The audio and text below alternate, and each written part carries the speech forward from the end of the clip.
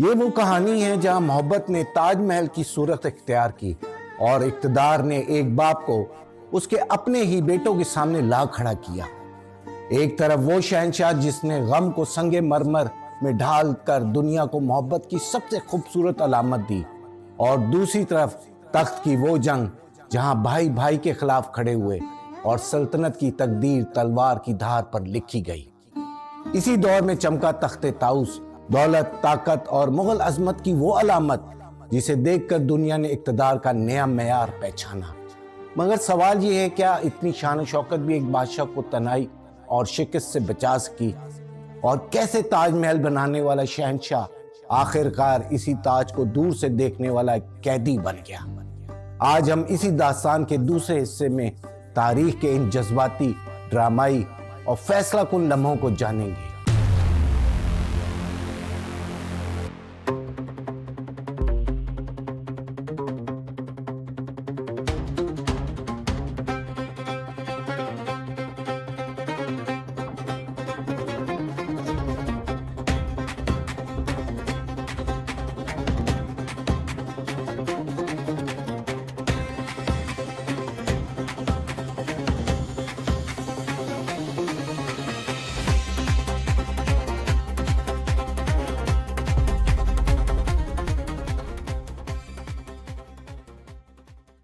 अस्सलाम वालेकुम, मैं हूं नासिर और आप देख रहे हैं फुटप्रिंट्स ऑफ टाइम, जहां माजी सिर्फ कहानी नहीं रहता बल्कि एक जिंदा हकीकत बनकर सामने आता है।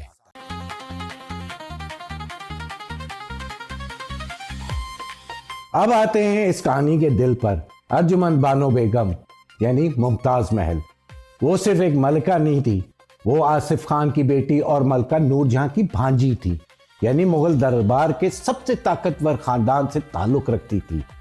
1612 में यह रिश्ता कायम हुआ। ये शादी सिर्फ सल्तनतों का माहिदा नहीं थी, ये दिलों का इंतखाब थी।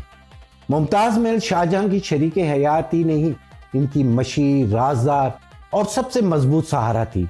रियासती फैसलों में रायशुमारी, शाही मोहर तक रसाई, ये सब किसी मलका के लिए गैर मामूली एजाज था, और शाहजहां का इन पर गैर मामूली एतमाद भी।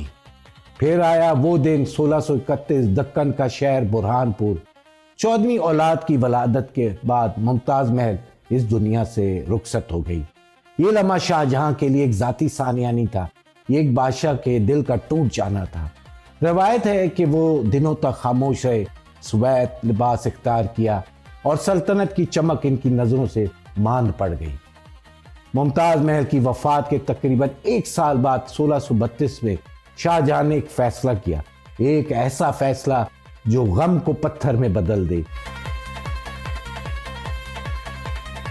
शाहजहां ने हुक्म दिया कि ऐसी इमारत बनाई जाए जो मोहब्बत को अमर कर दे। यूं ताजमहल की तामीर शुरू हुई। ताजमहल सिर्फ एक मकबरा नहीं बल्कि एक वादा है। इस अजीम मंसूबे पर तकरीबन 20,000 से ज्यादा कारीगर और मजदूर बरसों तक काम करते रहे। संगे मरमर राजस्थान से आया और कीमती पत्थर वस्त एशिया, ईरान, अफगानिस्तान और दूर दराज खित्तों से मंगवाए गए। इस शाहकार के ममार सिर्फ हिंदुस्तान तक महदूद नहीं थे। ईरान, उस्मानी दुनिया और वस्त एशिया के माहिर आर्किटेक्ट्स और खत्तात इस ख्वाब को हकीकत बनाने में शरीक थे। ताजमहल की तामीर तकरीबन 20 से 22 साल में मुकम्मल हुई और इस पर उस वक्त के हिसाब से तकरीबन 4 से 5 करोड़ रुपए खर्च हुए, जो आज के मियार में नाकाबिले तसव्वुर रकम है। इस अजीम लागत ने हिंदुस्तान की मैशियत पर भारी दबाव डाला और खजाना कमजोर हुआ, और शाहजहां की बाकी जिंदगी माली एहतियात और सियासी दबाव में गुजरी। लेकिन शाहजहां ने कभी अफसोस नहीं किया, क्योंकि ताजमहल सिर्फ एक इमारत नहीं थी, ये इसकी जिंदगी का वो बाब था जिसमें मोहब्बत ने इक़्तिदार से ज्यादा कीमत अदा की। और जब आखिरकार शाहजहां खुद इसी ताजमहल में दफन हुए तो यूं लगा जैसे एक टूटा हुआ दिल बिल आखिर अपने सुकून तक पहुंच गया हो।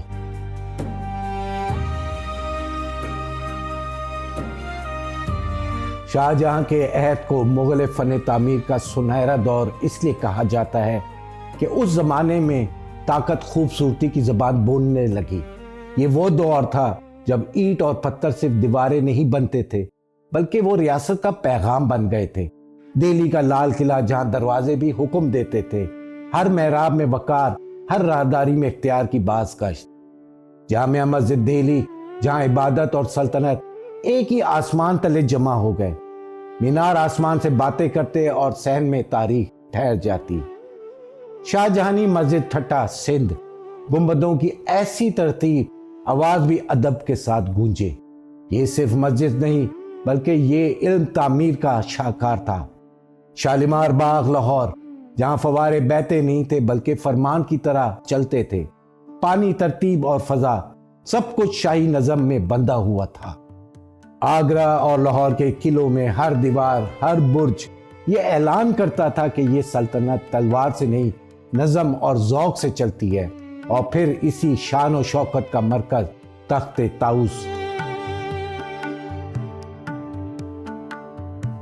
ये महज एक तख्त नहीं था, ये दुनिया को दिखाया गया कि मुगल इक़्तिदार का ताज सोने से बना हुआ, जवाहरात से जुड़ा हुआ, हीरो, याकूतों, जमरदों से सजा एक ऐसा शाही तख्त जिस पर मोर के पर बने थे।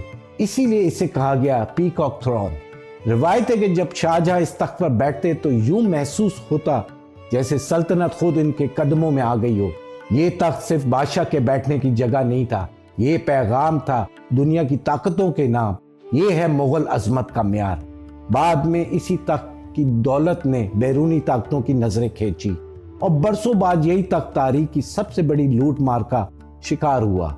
लेकिन शाहजहां के अहद में तख्त ताऊस इक़्तिदार की वो तस्वीर था जिसमें दौलत, फन और रियासती वकार एक साथ झलकते थे। इन तमाम इमारतों और शाहकारों में सिर्फ खूबसूरती नहीं थी बल्कि इनमें एक नजरिया था। खूबसूरती के जरिए ताकत का इजहार और मजहबी और सकाफती शनाख्त का ऐलान। यही वजह है कि शाहजहां का दौर आज भी पत्थर में लिखी हुई तारीख कहलाता है।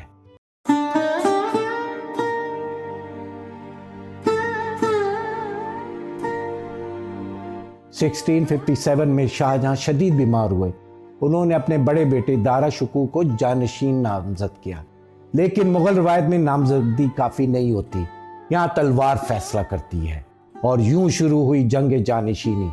दारा शुकू, शाहजहां, मुराद बख्श और सबसे खतरनाक औरंगजेब ने मुनज़्ज़म फौज के साथ दारा को समूहगढ़ की जंग में शिकस्त दी। शाहजहां सेहतयाब भी हो गए, लेकिन सियासत सेहत नहीं देखती। औरंगजेब ने उन्हें नाअहल करार देकर आगरा किले में कैद कर दिया। यहाँ तारीख का सबसे दर्दनाक मंजर शुरू होता है। वो बादशाह जिसने ताजमहल बनाया अब उसी शहर के किले में कैदी था और दूर से ताजमहल को देखकर अपनी जिंदगी की सबसे बड़े जख्म को याद करता था।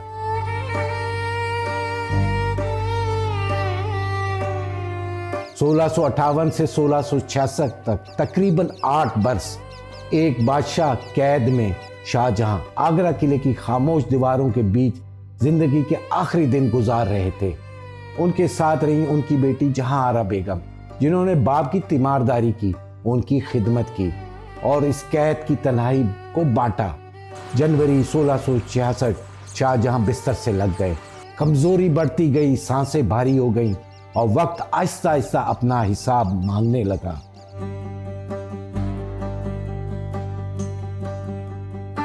फिर आया 22 जनवरी 1666।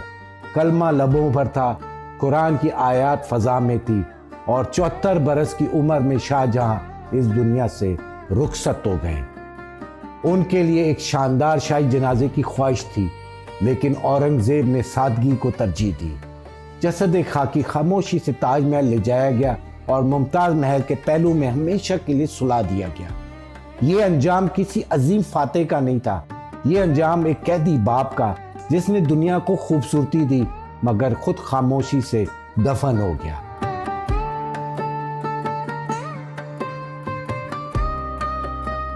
शाहजहां को अक्सर मुगल अजमत की अलामत समझा जाता है और बिलाशुबा उनके अहद में फन तामीर, सकाफत और जमालियात अपनी इंतहा को पहुंची।